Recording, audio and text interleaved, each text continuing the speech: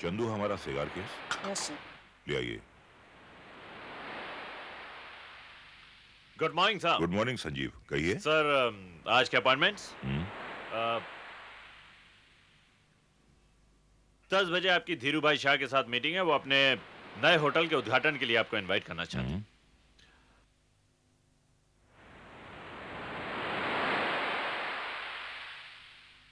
बेटे इससे मत खेलिए, टूट जाएगा, रख दीजिए। रख दूं? जी हाँ, ठीक। Thank you very much.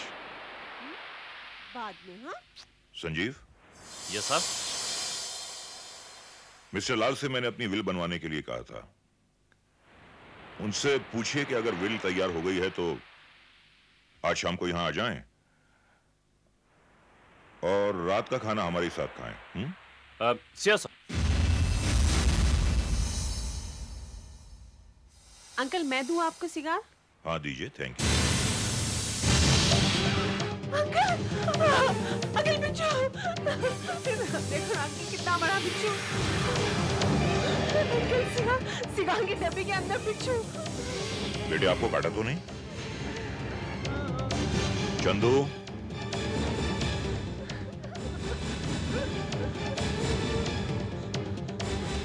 Chandu, बंद सिगार केस में ये बिच्छू कैसे आया? मैं कहती हूँ ये कोई मामूली बात नहीं।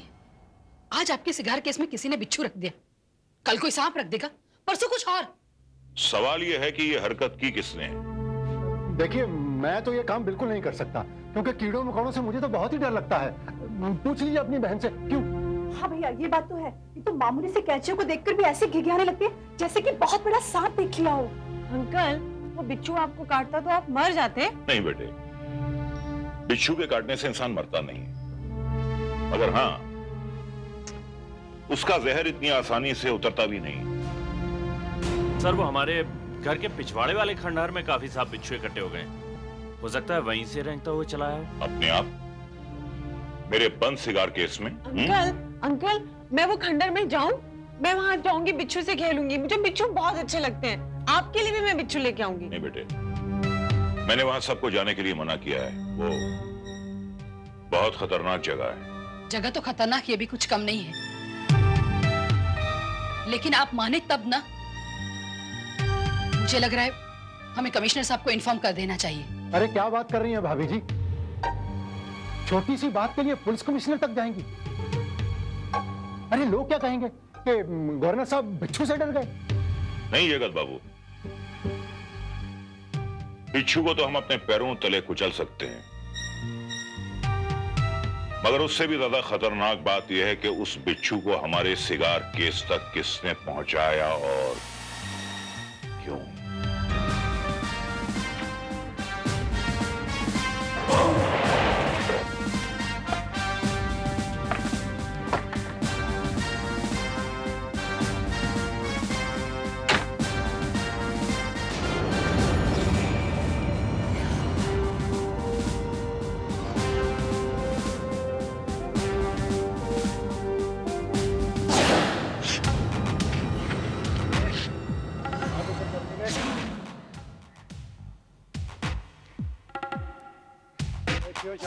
किधर जा रहा है बे?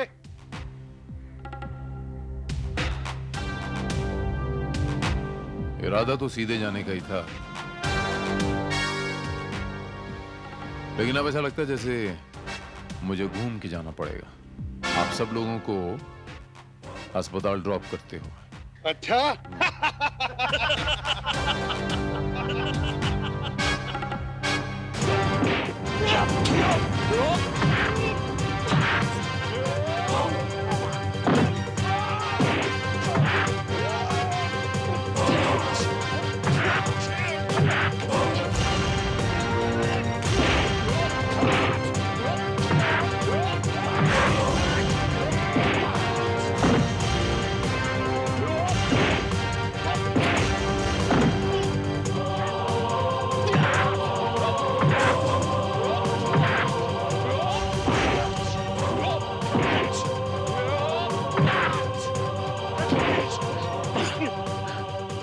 बोल किसने भेजा तेरे को? हाँ? कौन भेजा तेरे को?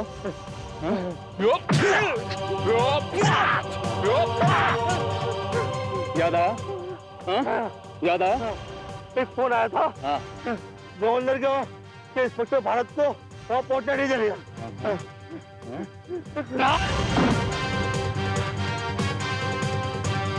तो मामला जितना सीधा लग रहा है उतना है नहीं।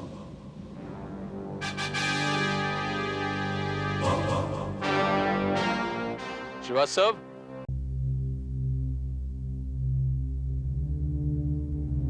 अंकल, अंकल वो इंस्पेक्टर क्यों नहीं आया? मुझे उसको देखना है। वो कब आएगा अंकल? आ जाएगा बेटा, आ जाएगा। रास्ते में कहीं अटक गया होगा। लेकिन अब तक तो उन्हें आ जाना चाहिए था। क्यों भाई साहब? कहीं कोई हादसा तो नहीं होगा इंस्पेक्टर भारत के साथ? हादसा हुआ नहीं, लेकिन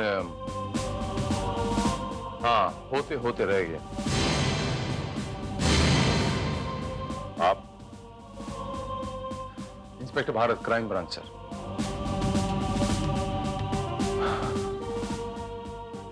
आई एम सॉरी सर, मुझे आने में थोड़ी सी देर हो गई। दरअसल कुछ लोग नहीं चाहते थे कि मैं यहां तक पहुंचूं। क्या मतलब? मतलब ये कि रास्ते में मुझ पर हमला हुआ सर। मुझे यहां तक पहुंचने के लिए रोका गया। क्या? हमला? किसने किया हमला? इंस्पेक्टर भारत, आप ये कैसे कह सकते हैं कि वो हमला आप पे यहाँ पहुंचने से रोकने के लिए किया गया?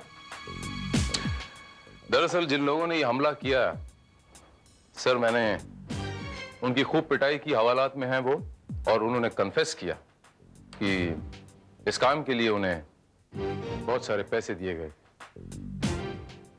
मगर ऐसा कौन हो सकता है जो ये चाहता है कि आप यहां तक ना पहुंचे? जाहिर है सर कि ये वही लोग हो सकते हैं जिन्होंने आपके सिगार केस में वो बिच्छू प्लांट किया था। बिच्छू? कहाँ है बिच्छू? हमें दिखाओ ना बिच्छू। हमें बिच्छू से बिल्कुल डर नहीं लगता। आपको पता है बिच्छू के काटने से आदमी मरता नहीं, पागल हो जाता है।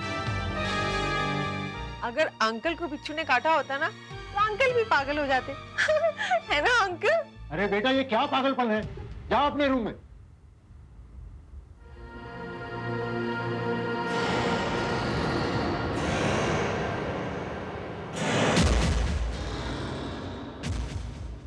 भाई साहब के गुजर जाने के बाद मैंने इसे अपनी औलाद की तरह पाला, इसकी परवरिश की।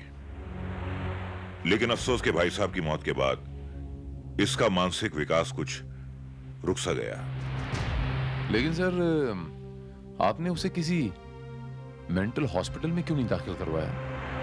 वो पागल नहीं है ऑफिसर, बस उसका बचपना अभी तक गया नहीं है। उस दिन उसी के बचपने ने मुझे बिच्छू के डंक से बचा लिया।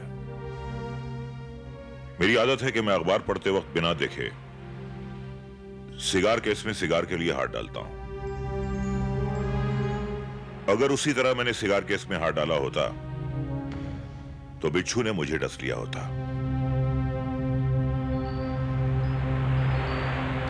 लेकिन सर, आप ये तो अच्छी तरह जानते हैं कि बिच्छू के काटने से इंसान मरता नहीं, तो फिर बिच्छू वहां पर डालने का मकसद क्या हुआ सर?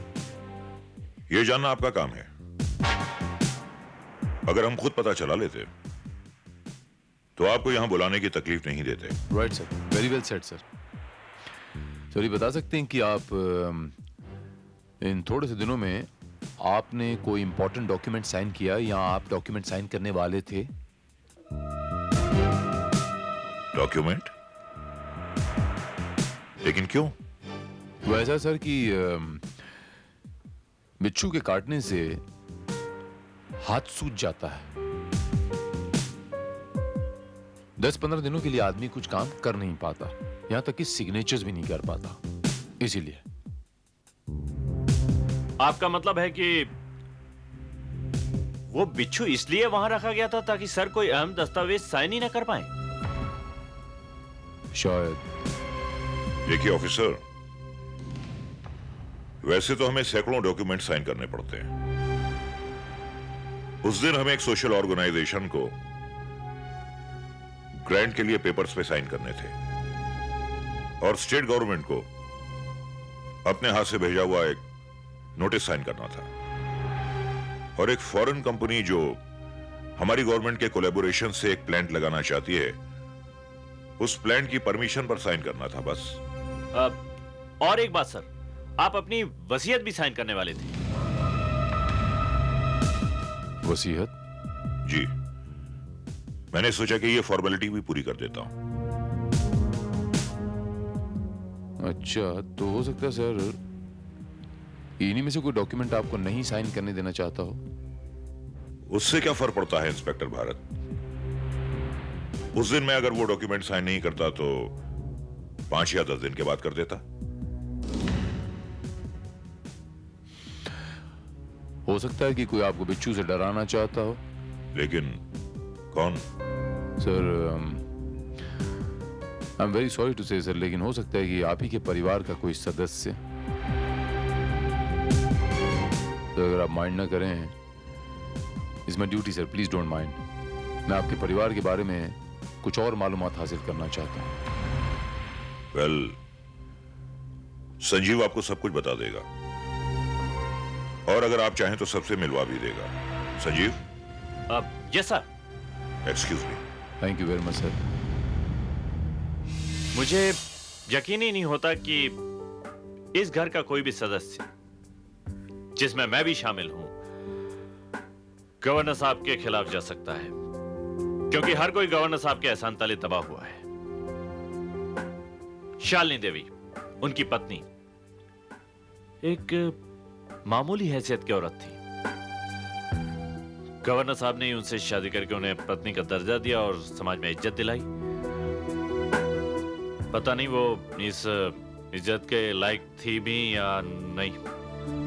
उनकी बहन सुमित्रा देवी, वो तो अपने पति के साथ गवर्नर साहब के रहम करम पर ही जी रही हैं, और उनके पति जगत नारायण इसे अपना हक समझते हैं। रश्मि के बारे में तो आप सब कुछ जानते ही हैं। कानूनन वही इस प्रॉपर्टी की वारिस है। उसके फादर भी उसके लिए करोड़ों रुपए की प्रॉपर्टी छोड़ गए थे, जिसकी देखभाल भी गवर्नर साहब ही कर रहे हैं। संजीव बाबू, ये बता सकते हैं कि रश्मि के माँ बाप की मृत्यु कैसे हुई थी? कुछ इंफॉर्मेशन है आपको? मदर की मौत तो उसके बचपन में ही हो गई थी, लेकिन हाँ, फादर किसी एक्सीडेंट में मारे गए थे। अब वो एक्सीडेंट कैसे हुआ ये तो मुझे भी मालूम नहीं। और मेरी कहानी भी कुछ रश्मि से मिलती जुलती है। मेरे फादर की भी मृत्यु तब हो गई थी जब मैं बहुत छोटा था, और तब से मेरी देखभाल गवर्नर साहब ने ही की है। जब मेरी पढ़ाई पूरी हो गई तो मैंने गवर्नर साहब को ही ज्वाइन कर लिया ताकि मैं उनका सहारा बन सकूं। ये माना संजीव बाबू कि गवर्नर साहब ने परिवार के सारे सदस्यों पे कोई ना कोई एहसान किया है, लेकिन ये कोई जरूरी नहीं कि परिवार का हर एक सदस्य उन एहसानों को तहे दिल से मानता हो। क्या मतलब? मतलब ये कि अब देखिए ना, शिगार केस में उस बिच्छू का पाया जाना कोई बाहर के आदमी का काम तो नहीं है, किसी अंदर के आदमी ने ही काम किया है। अब ये काम हो सकता है जगत नारायण जी ने किया हो सकता है सुमित्रा देवी जी ने किया हो सकता है शालिनी देवी जी ने किया हो, आपने किया हो, या फिर रश्मि जी ने किया हो। रश्मि? आप उस पागल लड़की पर शक कर रहे हैं? बिच्छू! बचाओ! बचाओ! बचाओ! बचाओ! बिच्छू!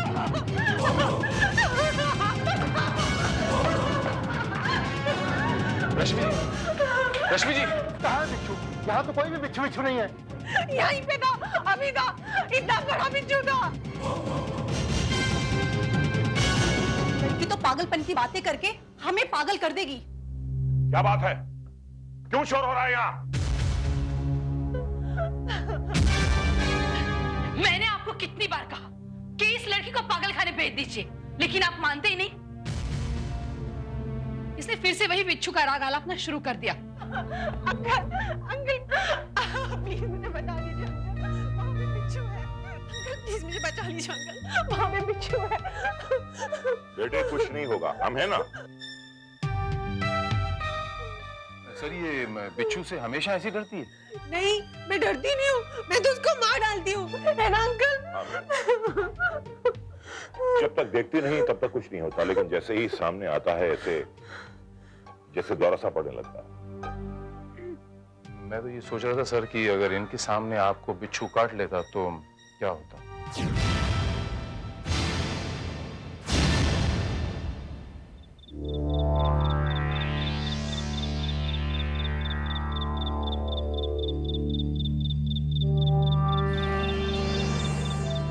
मुझे तो इंस्पेक्टर बहुत चालाक लग रहा है जगत। कहीं ऐसा ना हो इसे सब कुछ पता चल जाए।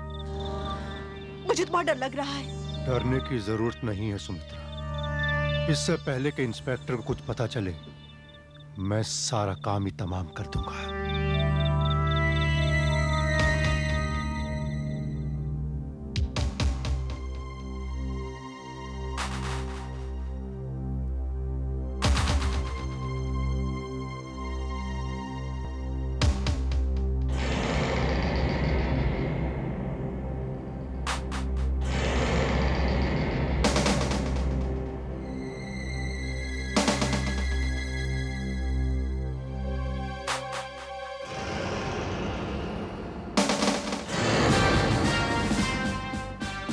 जगत बाबू, ये इतनी रात गए आप कहाँ जा रहे हैं? और ये गवर्नर साहब के स्टडी रूम की तरफ क्या करने जा रहे हैं आप? वो क्या है इंस्पेक्टर साहब के मैं अपने कमरे में सो रहा था तो अचानक मेरे को आवाज सुनाई दी, तो मैंने समझा कि कहीं कोई चोर ना हो, इसलिए मैं जल्दी से आ गया। लेकिन यहाँ आकर देखा कि यहाँ तो आप है। चोर तो है जगत बाबू।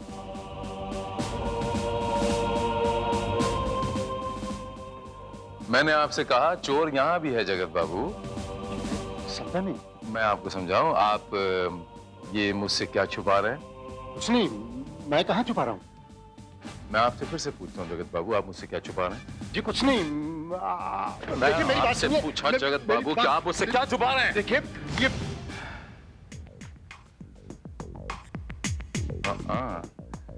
गवर्नर साहब की रबर स्टैम्प और ये इंक पैड, ये गवर्नर साहब की लेटर हेड। Very good. तो ये चक्कर है। ये गवर्नर साहब की रबर स्टैम्प और ये लेटर पैड लेके आप कहाँ जा रहे थे जगत बाबू? मैंने पूछा ये आपके पास कहाँ से आए? वो क्या है कि ये कहाँ से आए आपके पास? क्या है इंस्पेक्टर साहब के गलती से मेरे पास आ गए और यही देने के लिए तो मैं उनके स्टडी रूम की तरफ जा रहा था कि रास्ते में मुझे आप झूठ बोल। साहब वो रश्मि मैडम, क्या हुआ रश्मि मैडम को? मैंने अभी अभी उनको पिछवाड़े के खंडहर की तरफ जाते हुए देखा। Oh my God.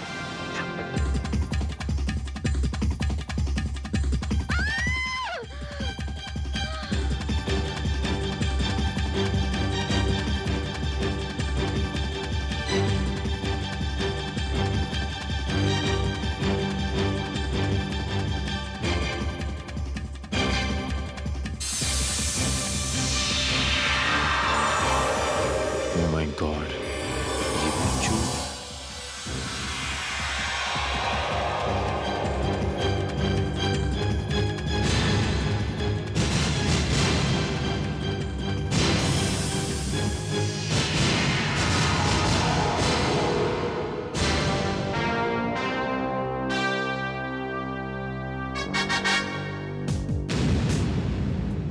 हे भगवान, इसे क्या हो गया? पता नहीं, बेहोश थी और खंडहर तक कैसे पहुंच गई?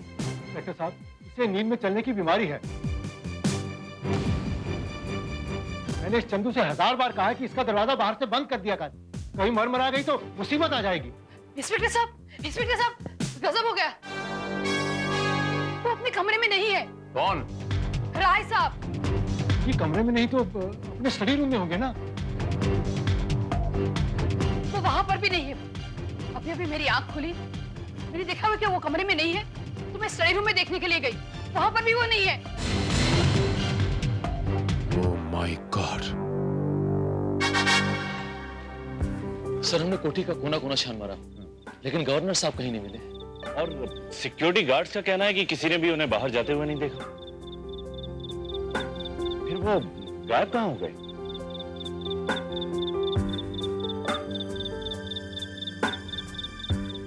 खंडहर, हो सकता है श्रीवास्तव की गवर्नर साहब खंडहर की तरफ गए हों।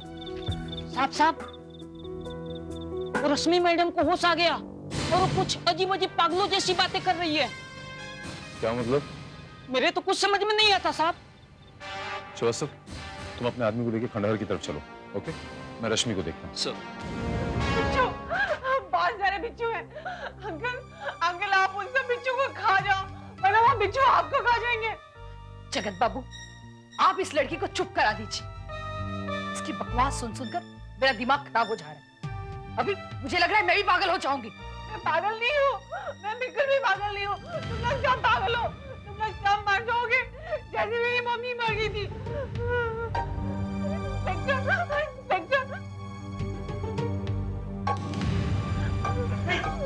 ऐसे मत बाहर गिर जाओगी। इंस्पेक्टर साहब, आप मुझे बचा लीजिए।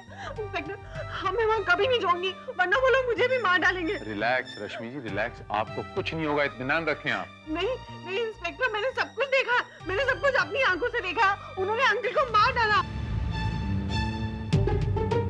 किन्होंने? बिच्छू ने अंकल को मार डाला। इंस्पेक्टर, पता है आपको, मरने के बाद कोई बोलता नहीं है ना। अंकल भी कुछ नहीं बोल रहे थे। मैंने उनकी लाश देखी वहाँ पे। लाश?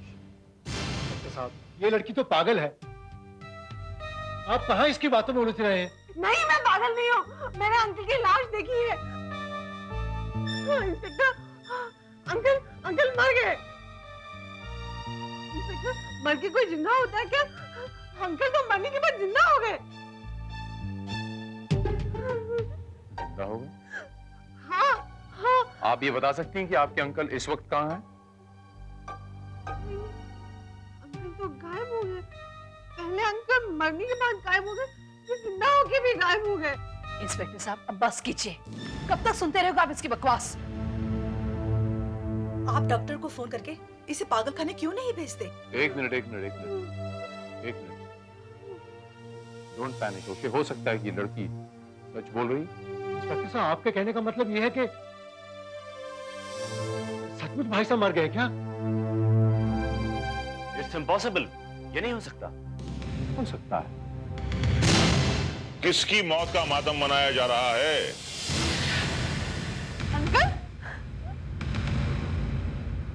अंकल हम जिंदा हो गए। अब अंकल अब फिर तो नहीं मरेंगे ना? कैसी बातें कर रही है? तू चाहती है कि मैं मर जाऊं? हाँ, देख लिया आपने? आपकी लाडली आपके जीते जी मुझे विधवा बनाने पर तुली हुई है। आप कहाँ थे सर? भाई हमारी तबीयत थोड़ी घबरा रही थी, इसलिए दिल बहलाने के लिए बीच तक निकल लिए। लेकिन सर, बिना सिक्योरिटी के? भाई यूं ही बेख्याली में निकल लिए। हमें क्या पता था कि हमारी गैर मौजूदगी में इतना बड़ा हंगामा खड़ा हो जाएगा। सर, इस हंगामे की शुरुआत दरअसल मिस रश्मि जी की वजह से हुई, जो हमें खंडहर में बेहोशी के आलम में मिली, और इन्होंने वहां होश आने के बाद आपको देखा, ऐसा इन्होंने मुझे कहा। क्यों मिस रश्मि? नहीं, मैंने वहां अंकल को नहीं देखा था। मैंने तो अंकल की लाश देखी थी वहां पर, और बहुत बड़े बड़े बिच्छू भी देखे थे। लगता है कि ये नींद में खंडहर चली गई होगी और बिच्छुओं को वहां देखकर डर गई होगी।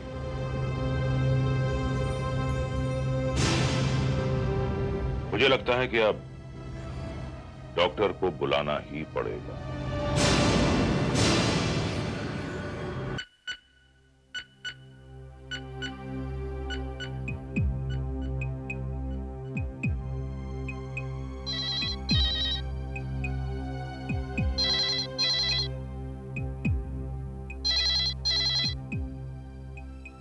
हेलो डॉक्टर साहब, मेरी बेटी की हालत अब कैसी है? I am sorry sir, miss Rashmi की दिमागी हालत अब बहुत ज्यादा बिगड़ती जा रही है। बातें तो वो अपडेट कर ही रही थी, अब उन्हें हिलीजन भी होने लगे हैं। आई मीन वहम। डॉक्टर, लेकिन इस वहम की वजह क्या है? डर।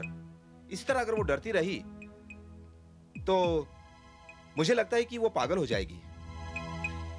और सर, मैं समझता हूं कि हमें अतिरिक्त सावधानी बरतनी होगी।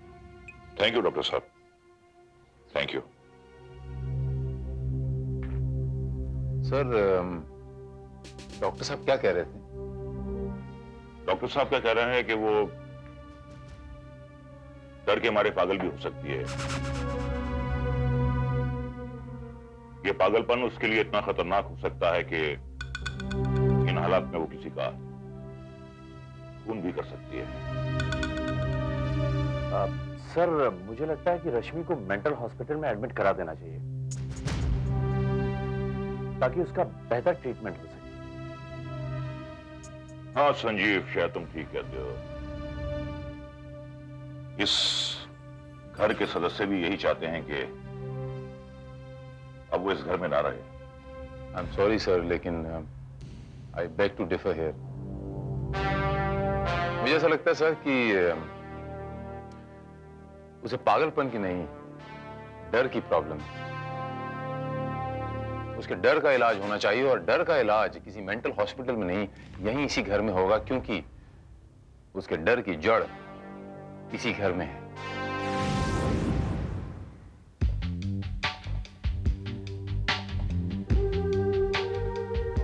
सर, गवर्नर हाउस कंपाउंड में ये खंडहर, मेरे तो कुछ समझ में नहीं आ रहा सर। श्रीवास्तव, ये अंग्रेजों के जमाने के बने हुए, इसीलिए आज तक टिके हुए, लेकिन आज ये रहने के काबिल नहीं है। लेकिन मुझे ये समझ में नहीं आ रहा है कि इस खंडहर में आपको किस चीज की तलाश है? सुराग। मैं ये देखना चाहता हूं श्रीवास्तव कि मिस रश्मि ने या वाकई बिच्छू देखे या कुछ और देख।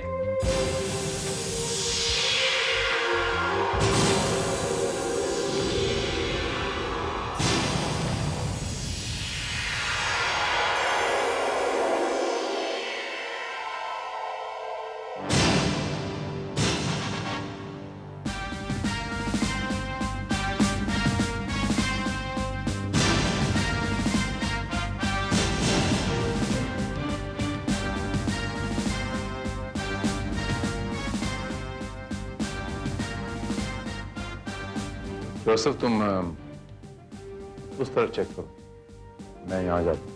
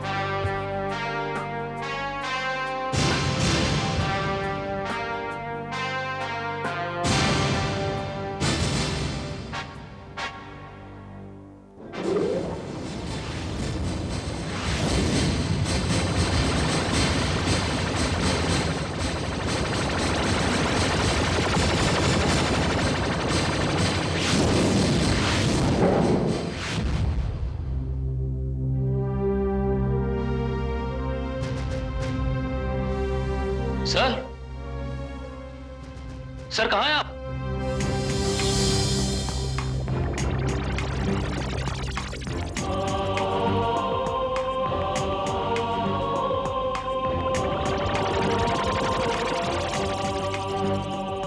Oh my God.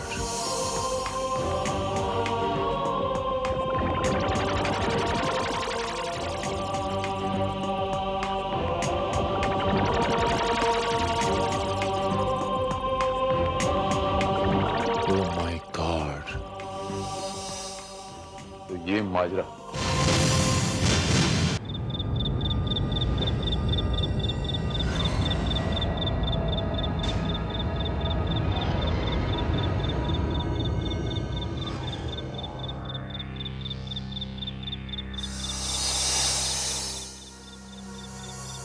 Welcome mister Kornikova. हम आप ही का इंतजार कर रहे थे। Good evening sir.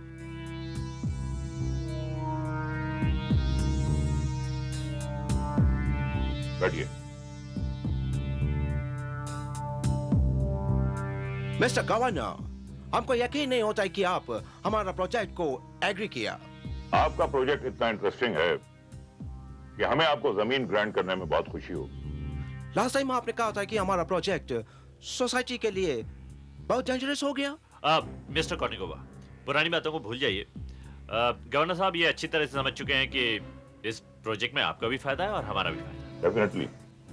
लाइए, पेपर्स कहाँ हैं?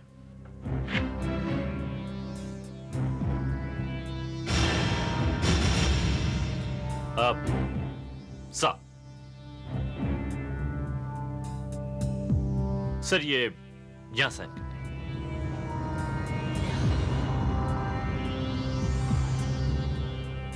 Thank you. आपको याद है ना मिस्टर कॉर्निकोवा कि अब आपको क्या करना है? यस, हमको याद है। हमारा काम हो गया, अब तुम्हारा भी काम हो जाएगा। जस्ट ए मोमेंट मिस्टर कॉर्निकोवा, जरा चेक तो कर लीजिए कि सिग्नेचर्स असली हैं या नकली हैं। And I am quite sure कि वो दस्तखत जाली हैं। क्या आप बकवास कर रहे हो? हम खुद अपने जाली दस्तखत कैसे कर सकते हैं?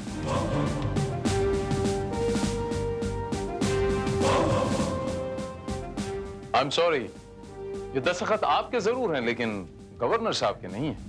गवर्नर साहब इस किस्म के किसी प्रपोजल पे दस्तखत कर ही नहीं सकते। देखिए इंस्पेक्टर, ये सरकारी मामला है, इसमें आपको दखल देने का कोई हक नहीं। जब गवर्नर साहब खुद इस प्रपोजल पर साइन करने के लिए तैयार हैं, तैयार हैं नहीं, तैयार किए गए और रादर तैयारी की गई। इसीलिए आप लोगों को थोड़ा सा वक्त चाहिए। उस सिगार केस में उस बिच्छू का पाया जाना शायद यही मकसद था। ऑफिसर, तुम अपनी हद से बढ़कर बात कर रहे हो। तुम क्या समझते हो?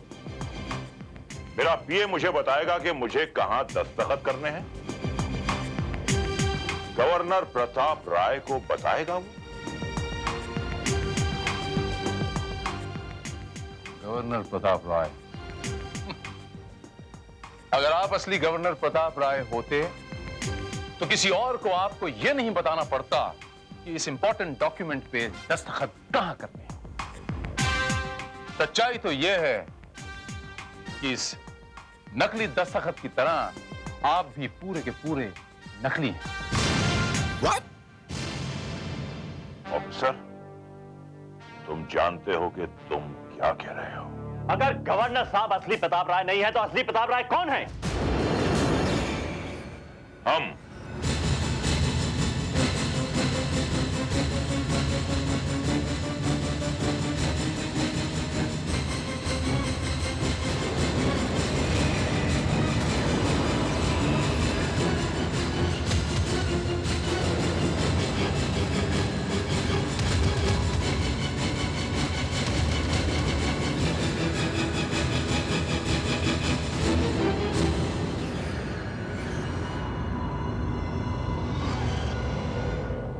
गवर्नर प्रताप राय।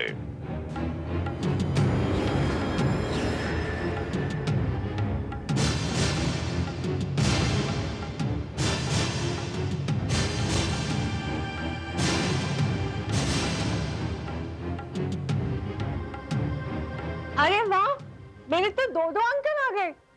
नहीं बेटे, तुम्हारे अंकल हम हैं। ये तो कोई बहरूपिया है जो तुम्हारे अंकल की जगह लेना चाहता है। ये क्या नाटक हो रहा है? कौन है ये?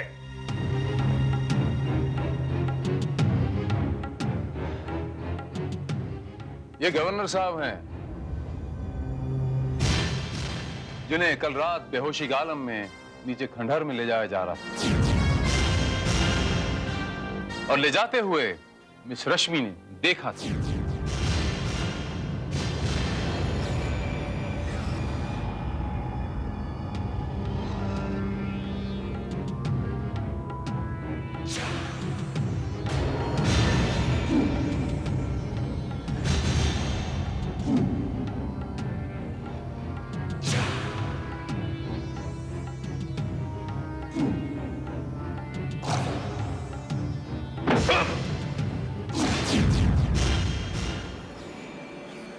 ये बेचारी तो ये समझी कि आप मर चुके हैं, और जब इसने इन्हें देखा तो ये कंफ्यूज हो गई। और रश्मि की मासूम बातों को पागलपन की बकवास समझते रहे आप सब। लेकिन इंस्पेक्टर भारत, आप ये कैसे कह सकते हैं कि ये असली प्रताप राय है? हो सकता है ये नकली हो और वो असली हो। इसका सबूत है मेरे पास।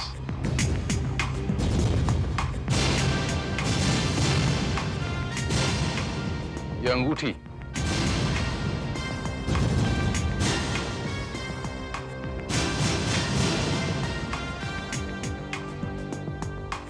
इस अंगूठी को तो आप पहचानती होंगे। ये अंगूठी तो भाई साहब की है। वो हमेशा अपने हाथ में पहने रहते थे। हाँ, ये मेरी अंगूठी है। कल शायद गिर गई होगी। ये खंडहर से मिली। कल रात आप खंडहर में तो नहीं गए थे? हो सकता है किसी और ने जानबूझकर ये अंगूठी खंडहर में पहुंचा दी हो। ऐसा है कि आमतौर पे जो अपने हाथ में अंगूठी पहनता है, उंगली पे एक सफेद कलर का निशान रह जाता है। अगर ये अंगूठी आपकी है तो निशान उंगली में जरूर होगा। बताइए। और अंगूठी का निशान ये।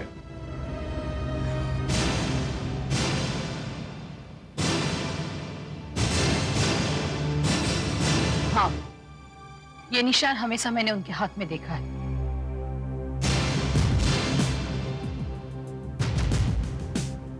आपके हाथ में भी निशान नहीं।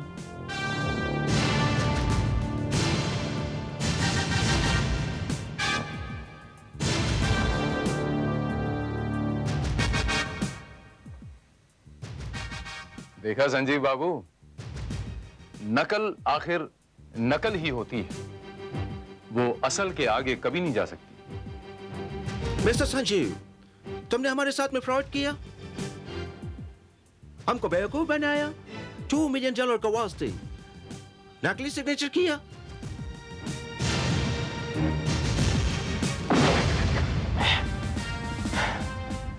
सिर्फ नकली सिग्नेचर ही नहीं, इन्होंने तो पूरा का पूरा नकली गवर्नर तैयार कर दिया।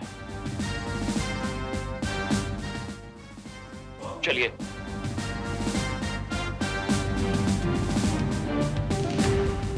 खंडहर में जब तहखाने का इन्हें पता चला तो वहां पर इन्होंने एक लैब तैयार किया। गवर्नर के डील डॉल का आदमी ढूंढा और प्लास्टिक सर्जरी के माध्यम से एक नकली गवर्नर हूबहू वैसा ही तैयार किया। And I'm quite sure, अपना काम निकालने के बाद यह आदमी गवर्नर साहब को भी मौत की नींद सुला देता और किसी को कानों कान खबर तक नहीं होती। संजीव, बड़े शर्म की बात है। क्यों किया तुमने ऐसा? क्यों किया तुमने ऐसा? क्या कमीना निकला संजीव तुम। प्रताप राय जी ने क्या कुछ नहीं किया तेरे लिए। तुझे पाला पोसा, बड़ा किया, पढ़ाया लिखाया, इतना बड़ा डॉक्टर बनाया, उन्हीं के साथ विश्वासघात। धिक्कार है तुझ पर। और ये सब पैसे के लिए? कितने पैसे निछावर किए तेरे ऊपर उसने। अगर तूने चाहोता ना तो इससे ज्यादा पैसे दे देते भीख में तुझे। नहीं चाहिए मुझे भीख, नहीं चाहिए एहसान। आप मुझसे पूछ रहे हैं कि मैंने ऐसा क्यों किया? मुझसे?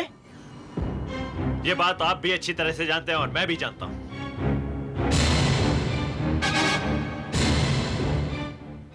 संजीव, खामोश खामोश। खामोश नहीं रहूंगा मैं ये बात आज सबके सामने बताऊंगा।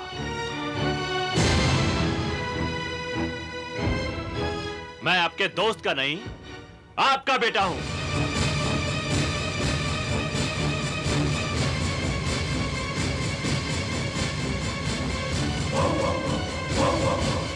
नाजायज बेटा।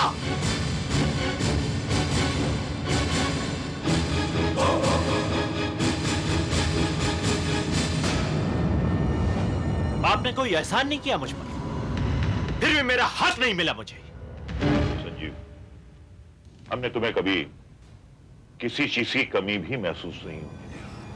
हाँ, मगर मैं आपका जायज वारिस नहीं बन सका।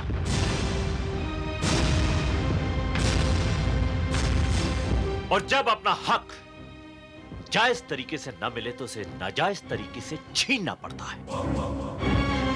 एक नाजायज बेटा और कर भी क्या सकता है? गलत कह रहे हो तुम संजीव। अपना हक पाने के लिए गलत रास्ता इख्तियार करना कोई जायज बात नहीं है संजीव बाबू, क्योंकि दो गलत बातों को मिलाकर एक सही बात बनाई नहीं जा सकती। Two wrongs do not make one right. Understand? Sanjeev बाबू, मैं आपको गवर्नर प्रताप राय का अपहरण और उनके साथ जालसाजी करने के जुर्म में गिरफ्तार करता हूं।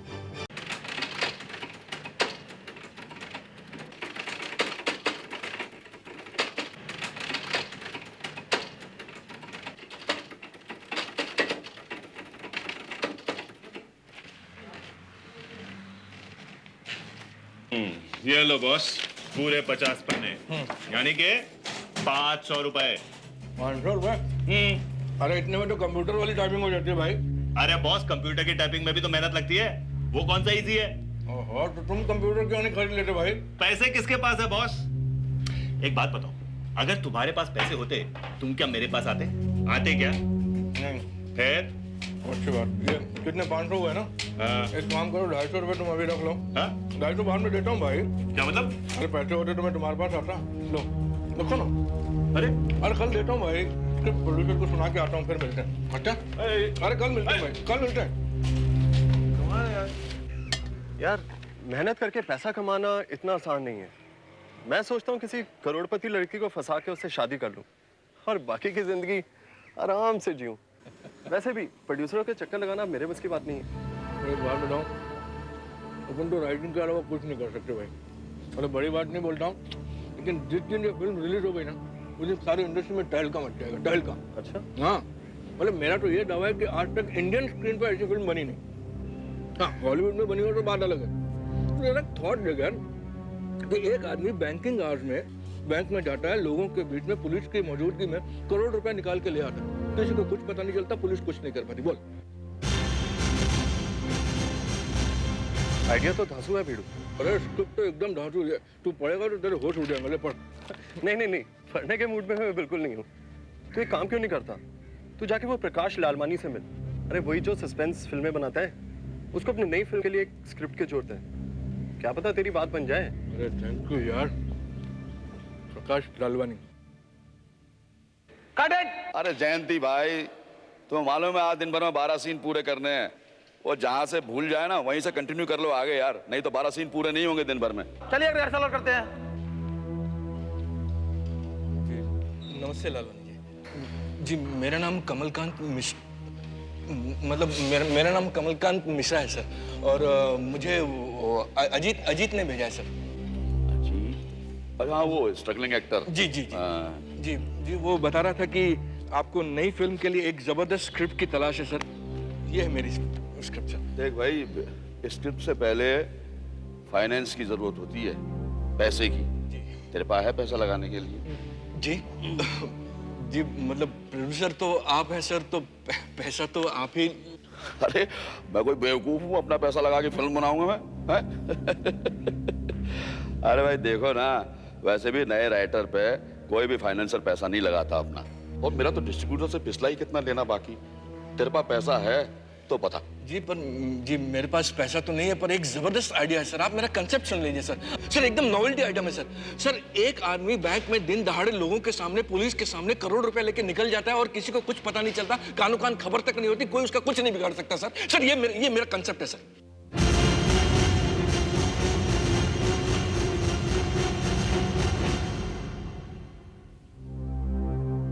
सर आप एक बार। वाह क्या आइडिया है लालवानी जी, क्या कॉन्सेप्ट है? मजा आ जाएगा। Thank you sir. जयंती भाई, कंसेप्ट से क्या होता है? स्क्रीन प्ले होना चाहिए, solid screen play. Sir screen play solid है सर, आप मेरा वन लाइन एक बार सुन तो लीजिए सर, आप सच में कहता हूँ हिल जाएंगे आप। देख भाई, मेरे पास टाइम नहीं है, तुम स्क्रिप्ट रख जाओ, मैं देख लूंगा बात।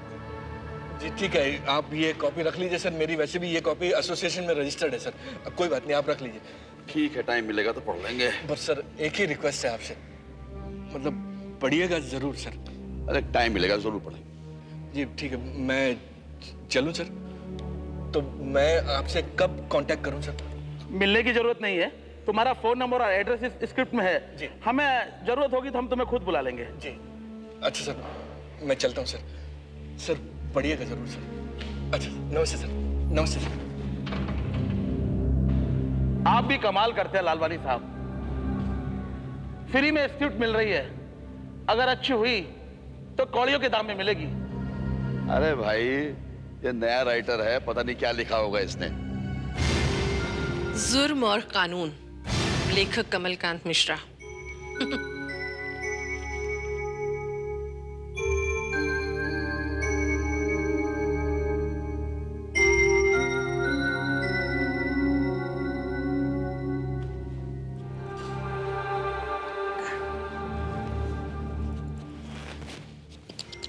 अरे यार क्या है, स्क्रिप्ट है, ग्रेट आइडिया।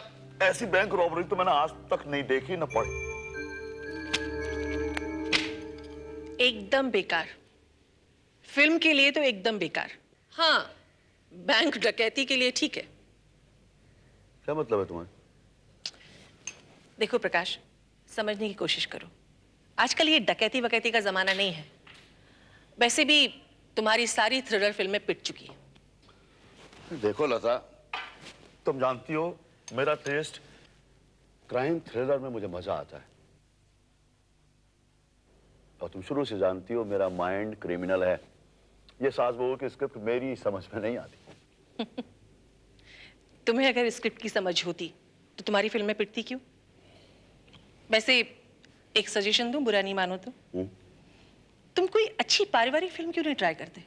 लाइक बहू भी कभी सास बनेगी या दूसरी पत्नी, ये सब कुछ आजकल बहुत चल रहा है। फिर वही सास बहू वाली कहानी, ये स्क्रिप्ट क्या एनजी है? एकदम एनजी, फिल्म के लिए तो एकदम। हाँ, बैंक डकैती में ट्राई कर सकते हो। क्या बात है मिश्रा? कुछ नहीं यार, ये लालवानी जी के यहाँ से अभी तक बुलावा नहीं आया। 2 हफ्ते हो गए, अब तक तो उसने स्क्रिप्ट पढ़ भी ली होगी। वेरी सिंपल, उन्हें स्क्रिप्ट पसंद नहीं आई होगी, और क्या? इम्पॉसिबल। अरे ऐसी जबरदस्त स्क्रिप्ट है मेरी, उसका वो परमानेंट राइटर, क्या नाम उसका, राहुल भाटिया, वो जिंदगी में ये स्क्रिप्ट सोच भी नहीं सकता जो मैंने लिख दी है। तो खुद जाके क्यों नहीं पता कर लेता? इसमें परेशान होने वाली क्या बात है? वही सोच रहा हूँ यार, कल सुबह जाता हूँ। यार जयंती, तुम बहुत स्लो हो यार, जरा फास्ट काम किया करो। अगर अगली फिल्म चाहिए तो फास्ट काम करो, छापो बस। अरे बड़े बड़े स्टार फेल हो रहे हैं सर, छापने में तो मैं मास्टर हूँ। Good morning sir. Lalwani ji good morning. कौन हो भाई तुम? ऐसे कैसे चले आए यहाँ तुम? जी सर, आपने मुझे पहचाना नहीं सर, मैं कमलकांत मिश्रा हूँ, राइटर। अरे भाई, कोई स्टोरी लाए हो तो भूल जाओ इस बात। हमने अपनी नई फिल्म के लिए स्टोरी फाइनल कर ली। जी जी, लेकिन सर मैंने जो आपको स्क्रिप्ट दी थी उसका क्या हुआ सर? मेरी वाली स्क्रिप्ट का क्या हुआ? कौन सी स्क्रिप्ट? सर वो जुर्म और सॉरी वो जुर्म और कानून सर, वो बैंक रॉबरी वाली फिल्म सर, वो आपको अच्छी लगी थी, आपके डायरेक्टर साहब ने भी बहुत तारीफ की थी सर। सर जी नमस्ते सर, मैं कमलकांत मिश्रा हूँ। 2 हफ्ते पहले आपके पास आया था ना, वो स्क्रिप्ट लेकर, आपको बहुत अच्छी लगी थी, आपने कहा था कि बनाएंगे तो बहुत मजा आ जाएगा। स्क्रिप्ट छोड़ जाने के लिए भी कहा था आपने सर। 2 हफ्ते पहले? ओह मिस्टर लालवानी, ये वो बैंक रॉबरी वाली स्टोरी की बात कर रहा है। अच्छा हाँ, वो स्क्रिप्ट। जी वही। आपको कैसी लगी सर? बिल्कुल बकवास है। अरे यार, कुछ भी लिख के लिए आते हो तुम है? और अपने आप को राइटर कहते हो तुम? तुम्हारी स्टोरी वो पड़ी हुई है ऑफिस में, कभी भी ले जाना उसे तुम। पता नहीं होगी भी रद्दी की टोकरी में पड़ी होगी। सर मेरी कहानी रद्दी की टोकरी में डालने जैसी नहीं है सर, बहुत जबरदस्त स्क्रिप्ट है सर, और मेरा दावा है सर कि आज तक ऐसी कहानी इंडियन पर्दे पर आई नहीं है सर। और मिश्रा जी, आप ही नहीं सकती। हर स्टोरी का कोई सिर पैर होता है, कोई लॉजिक होता है। ऐसे ही जो मर्जी यहाँ लिख दिया है? अरे पुलिस फोर्स का बेवकूफ है, बैंक वाले का बेवकूफ है, ऐसा कहीं हुआ है? जी ऐसा पॉसिबल है सर, आप मेरा यकीन कीजिए सर। अरे यार क्यों बहस करते हो? अरे स्टोरी अच्छी नहीं लगी, बात खत्म हुई। सर ये बात अलग है सर कि आपको मेरी कहानी पसंद नहीं आई, पर प्लीज मैं आपसे विनती करता हूँ कि आप मेरी कहानी में मिस्टेक मत निकालिए सर, कमी मत निकालिए। अरे यार तुम अपना शॉट लगाओ ना, क्या बकवास की बात सुन रहे हो? स्पॉट सर मैं स्पॉट सर मैं कह रहा हूँ सर, आप मेरी बात का यकीन कीजिए, जैसा मैंने लिखा है वैसे बैंक रॉबरी हो सकती है सर, आप देख लेना सर।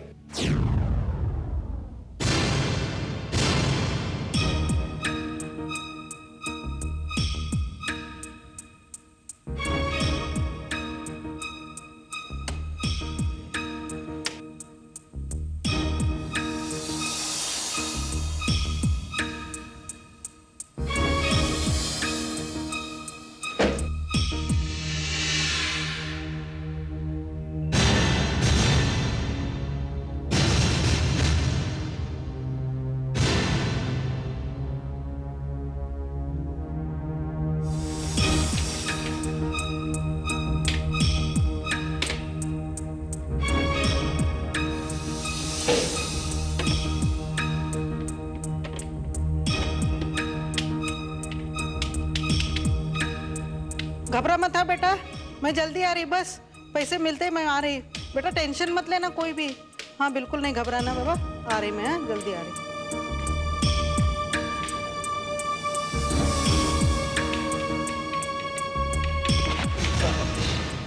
माफ करना भाई साहब, ये मैनेजर साहब का कमरा किस तरफ है? आइए मैं दिखाता हूँ, आइए।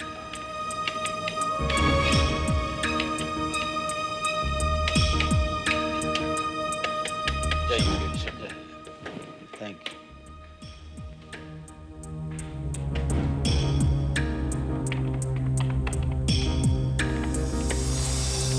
Excuse me. यस जी मुझे आपसे कुछ जरूरी बात करनी है।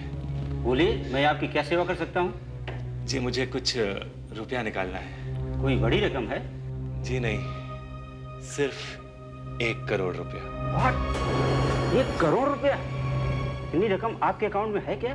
जी नहीं, मेरे अकाउंट में तो नहीं है, लेकिन आपके बैंक में तो जरूर होगी। क्या मतलब?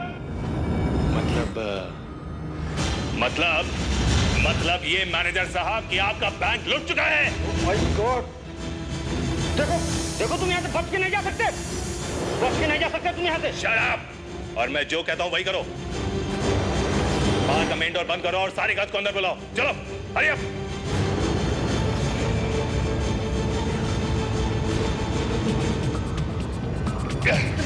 खबरदार! तेरा पैसा।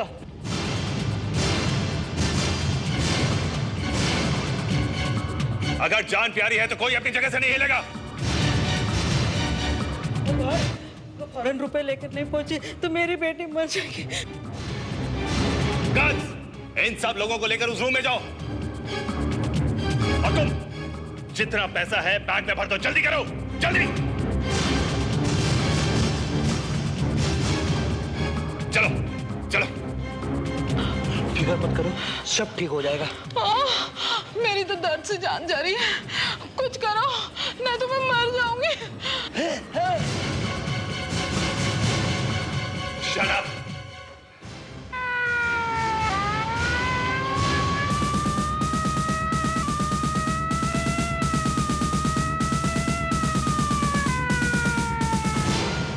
Oh my God! पुलिस, चलो। वहीं रुक जाओ।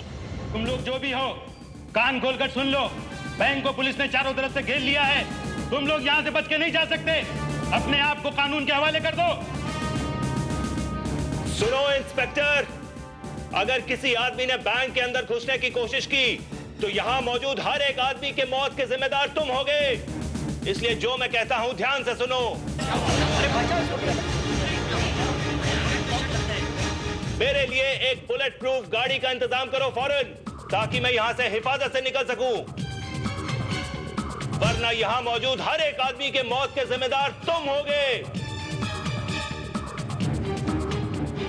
देखो देखो, तुम्हें रुपया चाहिए ना, रुपया ले लो तुम, लेकिन उन मासूम लोगों का जान लेने से तुम्हें क्या मिलेगा? देखो, उनमें एक हार्ट का पेशेंट है और एक प्रेग्नेंट औरत है और एक औरत है जिसकी बेटी अस्पताल में एडमिट है। प्लीज प्लीज उसे जाने दीजिए, छोड़ दीजिए प्लीज। प्लीज उसे छोड़ दीजिए। Shut up, just shut up.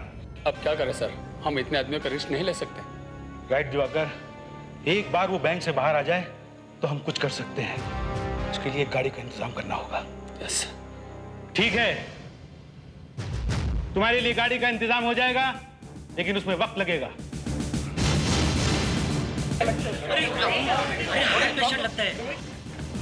साहब मेहता साहब मर जाएंगे साहब, उनको दिल का दौरा पड़ा है साहब।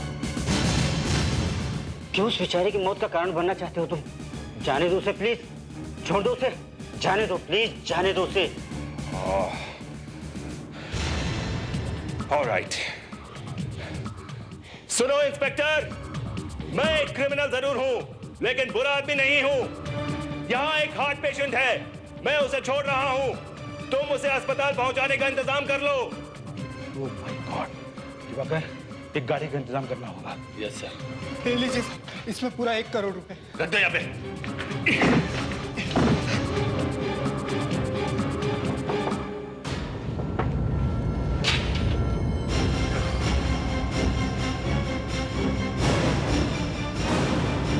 मुझे जाने दीजिए, मैं वक्त पर रुपए नहीं लेकर पहुंची तो मेरी बेटी मर जाएगी।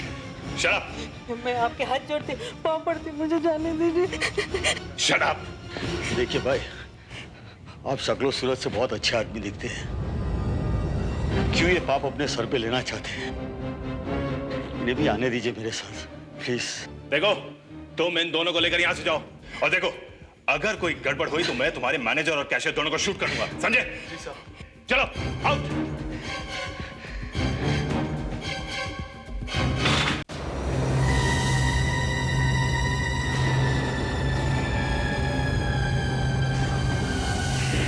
आराम से चलो, जल्दी हवलदार, जल्दी। मुझे भी जल्दी हॉस्पिटल पहुंचना है, नहीं तो मेरी बेटी दम तोड़ देगी। ओके ड्राइवर, इसे सिटी हॉस्पिटल ले जाओ जल्दी। जल्दी, मेरी बेटी मर जाएगी। क्या हुआ कमला? क्या हुआ? मुझे बहुत दर्द हो रहा है, मुझे बर्दाश्त नहीं हो रहा है, मैं मर जाऊंगी। भगवान के लिए मुझे अस्पताल लेके चलो। अरे रुको रुको रुको, मैं कुछ कर रहा हूँ, रुको। भाई साहब, कहाँ है वो आदमी? मुझे उसके पास ले चलो। ठीक है, मेरे साथ।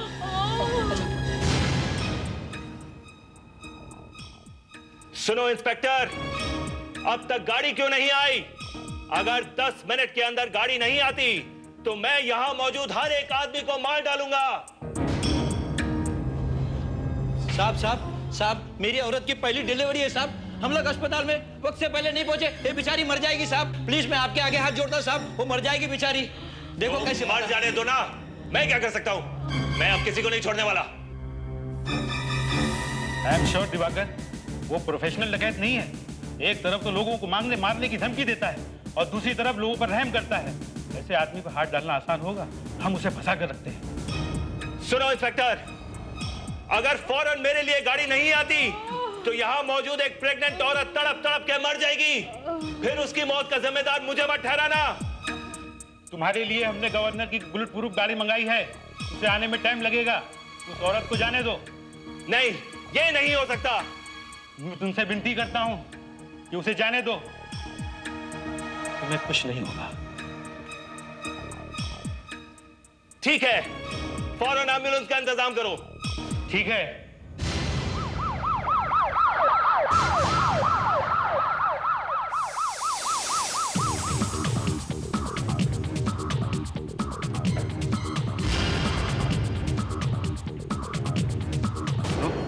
अंदर कितने लोग हैं? यही कोई 10-12 स्टाफ के लोग हैं, उतने ही कस्टमर है।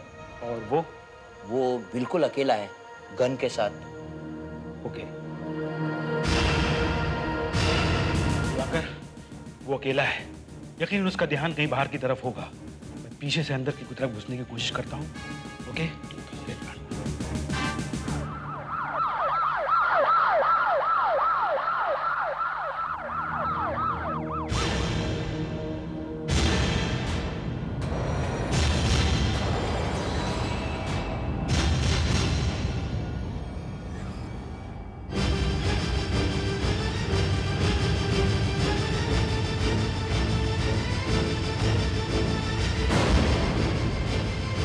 माय गॉड, ये गया कहाँ? फ्यूचर बैंक में डकैती? एक डकैत पुलिस के सामने पुलिस की आंखों में धूल झोंक कर 1 करोड़ रुपया ले उड़ा।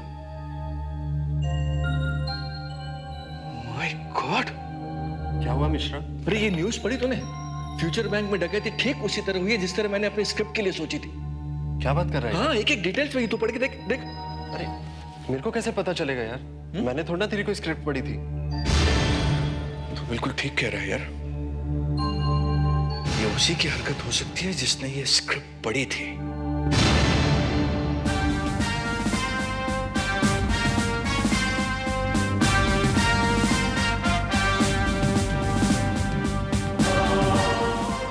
कमाल है श्रीवास्तव, पुलिस की नाक के नीचे से पुलिस ही की मौजूदगी में कोई 1 करोड़ रुपए लेके, बैंक का 1 करोड़ रुपए लेके चंपत हो जाता है और पुलिस को खबर नहीं होती। कमाल, ये क्या न्यूज़ बनी?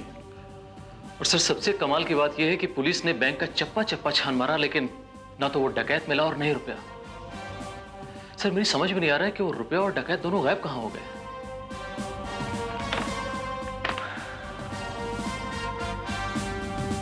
वैसे मुझे अंदाजा तो है श्रीवास्तव, लेकिन पूरे यकीन के साथ नहीं कह सकता। लेकिन जिस किसी ने भी ये काम किया है मास्टरमाइंड है। अब कौन है ये मास्टरमाइंड? मैं।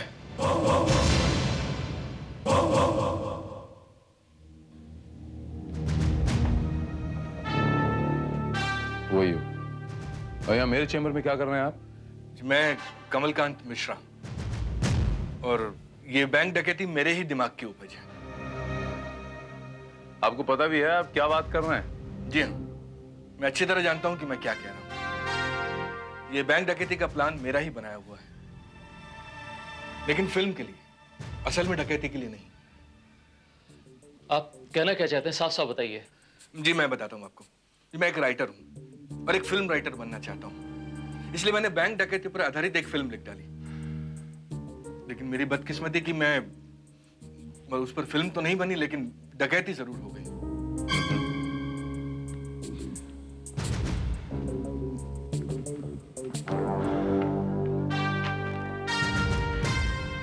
आई सी, तो ये बात है। इसका मतलब ये हुआ कि तुम्हारी स्क्रिप्ट से इंस्पायर होके बल्कि सर मैं तो कहता हूं बिल्कुल हूबहू। तो आपको इस बात का अंदेशा भी होगा कि वो रुपया और वो डकैत गायब कैसे हो गए? जी बिल्कुल। रुपया उस प्रेग्नेंट लेडी के कपड़ों में था और डकैत उन 4 लोगों में से एक था जो बैंक द्वारा एक एक करके छोड़े गए। मेरा भी यही ख्याल है। सर अगर आपको यकीन नहीं तो आप मेरी स्क्रिप्ट देख लें सर। ये देखिए, इसमें डकैत द्वारा बोला हुआ एक एक डायलॉग स्क्रिप्ट के हिसाब से है सर। सर मुझे क्या पता था सर वो लोग ये स्क्रिप्ट लेकर फिल्म बनाने के बजाय डकैती कर लेंगे। वो लोग कौन? किसको सुनाई थी स्क्रिप्ट? ये प्रकाश प्रोडक्शन के मालिक प्रोड्यूसर प्रकाश लालवानी जी को।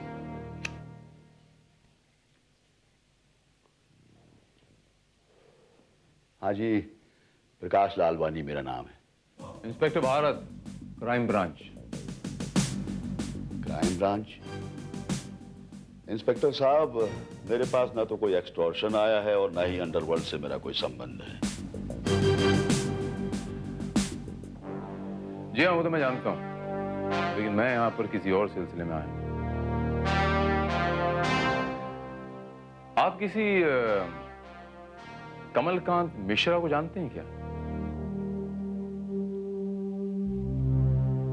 कमलकांत मिश्रा? राइटर? ओ, राइटर। तो इंस्पेक्टर साहब क्या है कि अब आजकल हमारी स्टोरी हंटिंग का काम चल रहा है, उस सिलसिले में पता नहीं कितने सारे राइटर आते रहते हैं। अब कौन इतने सारे राइटरों के नाम याद रखे?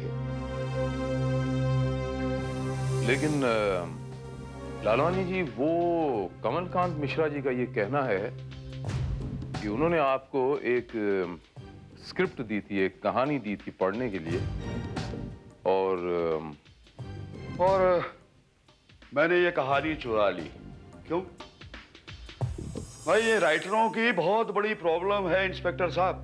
पहले तो ये खुद कहानी लेकर आगे पीछे घूमते रहते हैं और बाद में कहते हैं कि हमारी कहानी मार ली।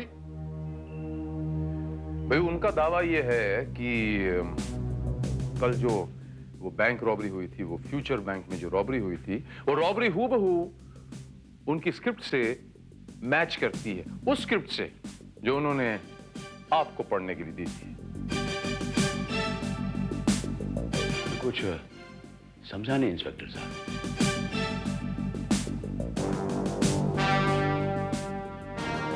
मैं आपको समझाता हूं मिस्टर लालवानी। दरअसल उस स्क्रिप्ट के अंदर एक सीक्वेंस था बैंक रॉबरी का, और कल किसी ने उस सीक्वेंस को हकीकत में बदल दिया। क्या बात कर रहे हैं आप? मुझे तो इसके बारे में कुछ भी नहीं पता है, क्योंकि इंस्पेक्टर साहब मैंने वो स्क्रिप्ट पढ़ी नहीं है। बिना पढ़े आप स्क्रिप्ट को रिजेक्ट कर देते हैं? मैंने इनसे कहा था इंस्पेक्टर। आप हेमलता, मेरी पत्नी, यही मेरी स्टोरी सेलेक्ट करती हैं और यही फाइनल भी करती हैं।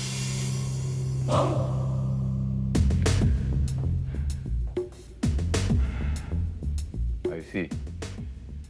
तो वो स्क्रिप्ट जुर्म और कानून आपने रिजेक्ट की थी? हाँ, मैंने पढ़ी थी और मुझे बहुत घटिया स्क्रिप्ट लगी। मैंने इनसे कहा था कि आजकल बैंक डकैती वकैती देखता कौन है? बनानी है तो कोई सोशल फिल्म बनाओ, कोई फैमिली ड्रामा। वैसे आजकल सोशल सीरियल देख देख के तो लोग बोर हो गए हैं, शायद फिल्म चल जाए। इसीलिए मैंने एक सब्जेक्ट ओके किया है। क्या नाम है उसका? हाँ, बहू अपनी और सास पराई। क्या इमोशन है, वाह क्या ड्रामा है।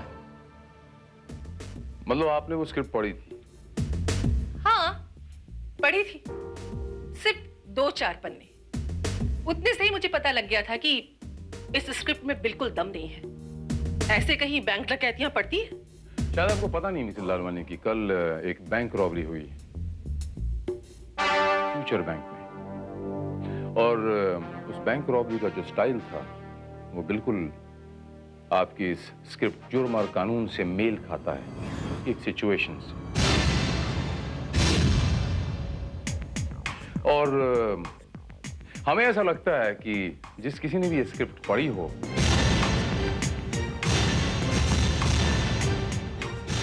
उस रॉबरी से उसका कोई ना कोई ताल्लुक जरूर हो सकता है। क्या मतलब है आपका? आपका मतलब है आई मीन मेरी पत्नी ने बैंक में डकैती डाली है? ये कैसे हो सकता है? देखिए, हमसे पहले वो कहानी पता नहीं उसने किस किस को सुनाई होगी, किस किस ने पढ़ी होगी। और वैसे भी वो कहानी हमारे डायरेक्टर जयंती शाह ने पढ़ी थी, और उन्होंने पढ़ते ही कह दिया था कि एकदम एनजी है।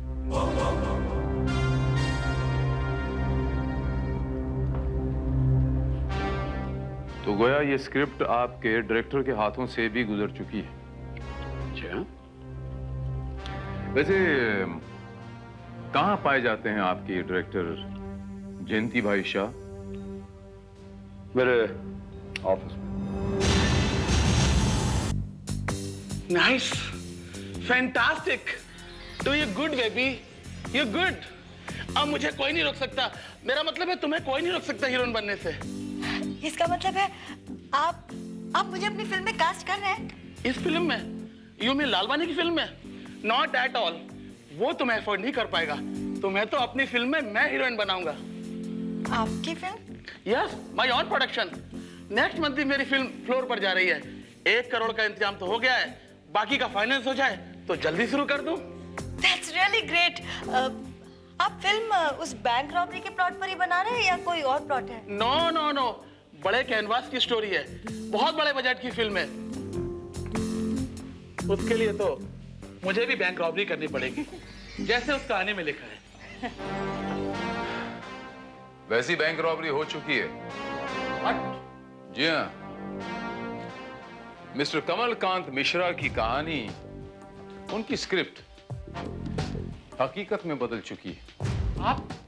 इंस्पेक्टर भारत कहते हैं मुझे, from crime branch. Srivastava, please carry on. Inspector, robbery के बारे में किसने बताया आपको कि वो मिश्रा की प्लानिंग थी? ये बात मिश्रा ने हमें खुद बताई थी। एनीवे, आप चलिए, आपसे कुछ बात करनी है हमें। और आप please.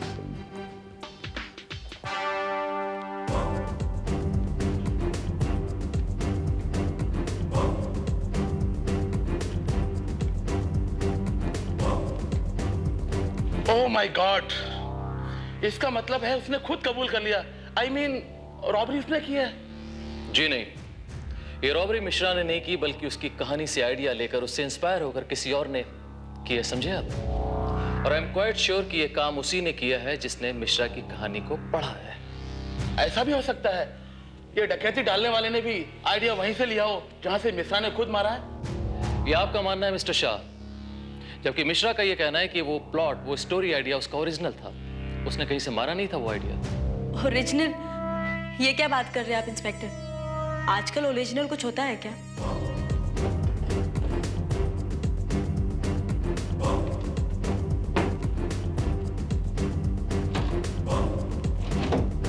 By the way mister Shah, वो स्टोरी मैं देखना चाहूंगा जो कि मिश्रा ने आपको दी थी।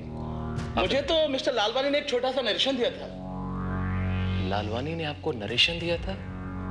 जबकि लालवानी का कहना है कि वो स्क्रिप्ट उसने पढ़ी नहीं थी। उनका क्या भरोसा, वो तो ये भी कह सकते हैं कि उन्हें पढ़ना लिखना ही नहीं आता।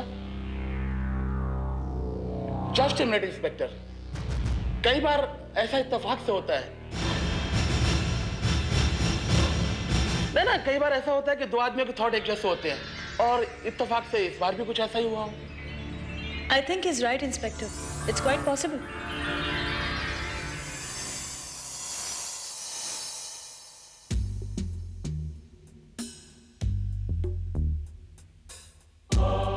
ठीक है मिस्टर कमलकांत जी, ये जो बैंक रॉबरी हुई है या आपकी स्क्रिप्ट की तरह से हुई है, बिल्कुल मेल खाती है, लेकिन एक चीज मेल नहीं खाती। जिस आदमी को उन्होंने हार्ट पेशेंट बोल के छोड़ा है वो वाकई हार्ट पेशेंट है और वो हॉस्पिटल में एडमिट है। तो मतलब बिल्कुल साफ है सर, ये बैंक डकैती उन्हीं लोगों ने की है जिन्होंने ये स्क्रिप्ट पढ़ी। लेकिन मिश्रा जी, प्रकाश प्रोडक्शन के ऑफिस में तो सैकड़ों लोग आते जाते होंगे। अब आप ये कैसे कह सकते हैं कि वो स्क्रिप्ट किसने पढ़ी और किसने नहीं पढ़ी? वैसे कमलकांत बाबू, आप क्लाइमेक्स क्या था स्टोरी का? क्लाइमेक्स तो देखिए अभी सोचा नहीं था, सोचा था कि सबसे डिस्कस करके लिख लेंगे। नहीं, मेरा मतलब है कि आपने एक कहानी लिखी है, आपने एक बैंक रॉबरी क्रिएट की है, तो उसका कोई ना कोई तोड़ तो सोचा ही होगा। अभी देखिए सर, जहाँ तक क्लाइमेक्स का सवाल है तो हम अपनी कहानी में तो अपने हिसाब से मुल्जिम से जो चाहे गलती करवा लें और उसके हिसाब से फिर क्लाइमेक्स तक पहुँच के एंड कर सकते हैं। लेकिन हकीकत में तो ये जरूरी नहीं है ना कि कोई भी मुजरिम वैसी ही गलती करेगा जैसे हम चाहते हैं।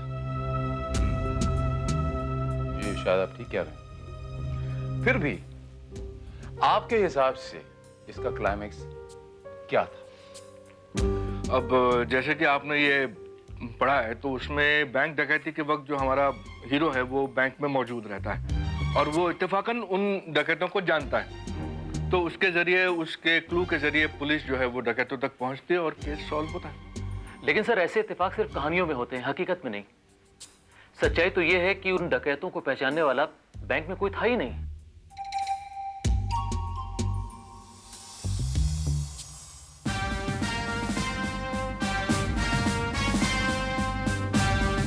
अंग्रेजी में कहते हैं ना श्रीवास्तव की truth is stranger than fiction.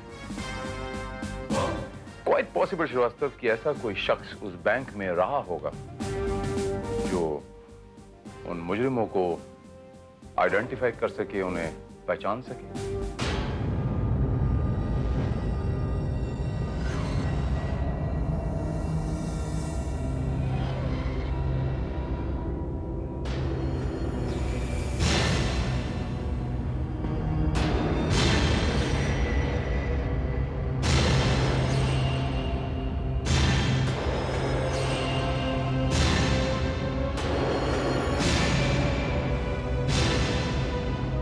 अभी अभी आपने देखा, ये है मिस्टर मेहता, उस फ्यूचर बैंक रॉबरी के शिकार और हार्ट अटैक के मरीज। इन्हें बैंक से निकलने का मौका मिला, लेकिन उनका अभी होश में आने के बाद ये कहना था कि उस व्यक्ति को जानते हैं जिसने बैंक में डकैती डाली थी।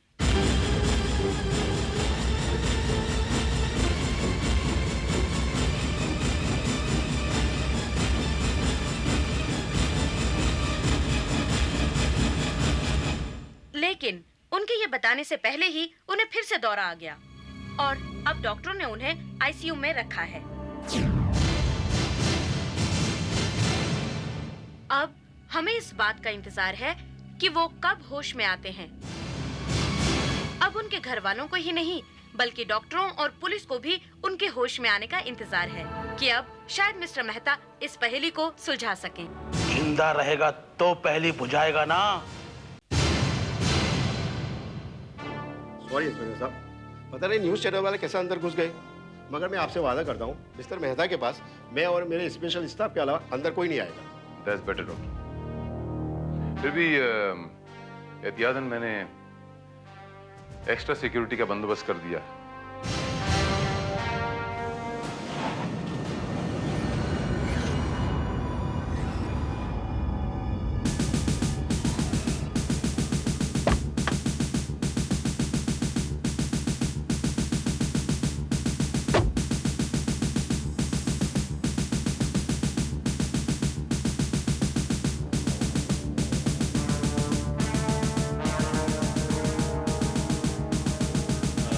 हेलो डॉक्टर, मैं इंस्पेक्टर चौहान हूँ। मिस्टर मेहता का क्या हाल है? ठीक है, लेकिन उन्हें जब तक होश नहीं आया तब तक तो। Oh yes yes, of course.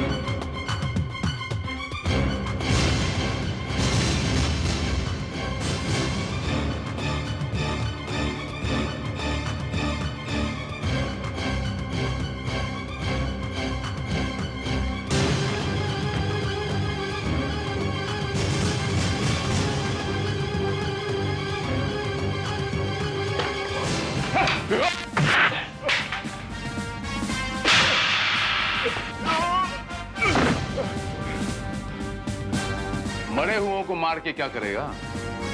ये मिस्टर मेहता ऑलरेडी मर चुके हैं। जी हाँ, मुझे पता था ये न्यूज़ मिलते ही तुझ जैसा बेवकूफ इन पे हमला करने की जरूर कोशिश करेगा और तुमने किया।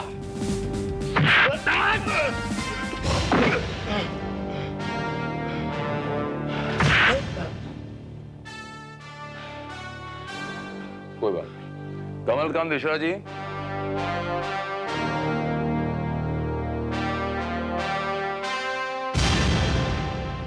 जरा इधर आइए और पहचान के बताइए कि यही है वो आदमी।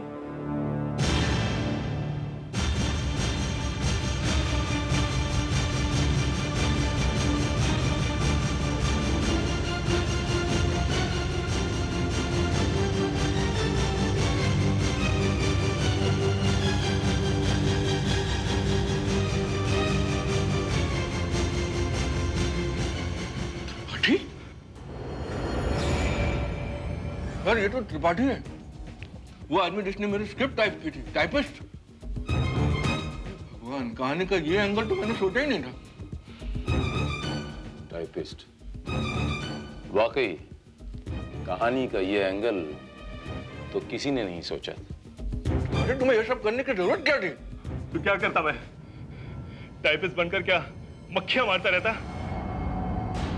तंग आ गया था मैं इस नौकरी से। आजकल के इस कंप्यूटर के जमाने में हम जैसों को पूछता कौन है? मैं भी एक बड़ा आदमी बनना चाहता था, बहुत पैसे कमाना चाहता था। पर उसके लिए bank robbery, Tripathi, bank robbery? ये आइडिया भी मुझे तुम्हारी कहानी टाइप करते करते सूझा। मैंने सोचा क्यों ना इसे भी आजमाया जाए। पुलिस वालों के सामने सारा पैसा भी लूट लो और कोई मुझ पर हाथ भी ना डाल सके। तुम्हारी लिखी हुई कहानी के मुताबिक मैं एक अंधा बूढ़ा आदमी बनकर बैंक में पहुंचा।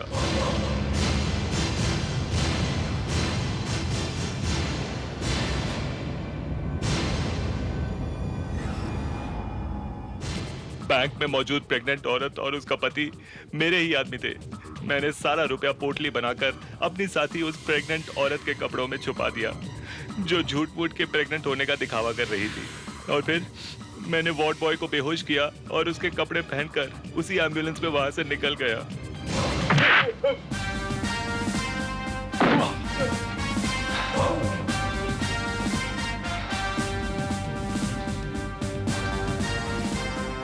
बस यहीं तुम मात खा गए। हाथ तो तुम पे मैंने डाल ही दिया।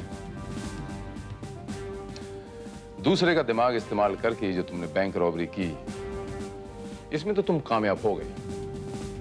इसमें क्लाइमेक्स नहीं लिखा हुआ था, लेकिन अब जब तुमने अपना दिमाग इस्तेमाल करके गवाह को मारने की कोशिश की, यहां पर आके तुम फेल हो गए।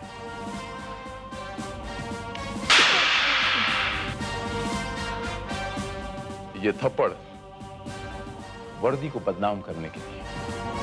Srivastava, arrest him.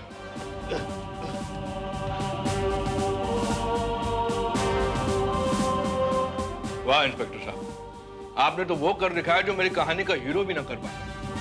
वैसे मिश्रा जी, इस कहानी का इससे अच्छा अंजाम, इससे अच्छा क्लाइमेक्स और वो भी कह सकता है। वो कहते हैं ना, truth is stranger than fiction. हाँ, फैंटास्टिक फैंटास्टिक इंस्पेक्टर भारत, आपने तो कमाल कर दिया। मैं तो सोच भी नहीं सकता कि एक छोटा सा टाइपिस्ट इतनी बड़ी बैंक रॉबरी कर सकता है। ये सब कुछ मिस्टर मिश्रा के दिमाग का कमाल है। वैसे एक बात कहूं, ये सब्जेक्ट ट्रेंड चेंज कर देगा। वैसे भी लोग सास बहू से इतना बोर हो चुके हैं। मिश्रा, अगर मैंने ये सब्जेक्ट पढ़ा होता तो मैं कभी रिजेक्ट नहीं करती। अरे ग्रेट आइडिया मिश्रा। यार तुम ये स्क्रिप्ट मुझे दे दो, मैं इस पर फिल्म बनाऊंगा। ये तो रियल इंसिडेंट है, कहानी नहीं है। True story, true story. अरे नहीं सर जी, ये कहानी मैं आपको नहीं दे सकता। जरा सोचिए कि इस फिल्म ने बनने से पहले अगर किसी को डकैत बना दिया हो, और अब एक बार फिल्म रिलीज हो जाएगी तो सारा हिंदुस्तान डकैत बन जाएगा भाई। आई एम सॉरी मिस्टर मिश्रा, मैं आपसे बिल्कुल भी सहमत नहीं। आपकी कहानी ने मिस्टर त्रिपाठी को इसीलिए उकसाया क्योंकि उस कहानी में अंजाम नहीं लिखा हुआ था, आपने क्लाइमेक्स नहीं लिखा हुआ था। अब ये अंजाम देखने के बाद लोग ये जान जाएंगे कि कथनी और करनी में क्या अंतर होता है, रियल लाइफ और रियल लाइफ में क्या फर्क होता है।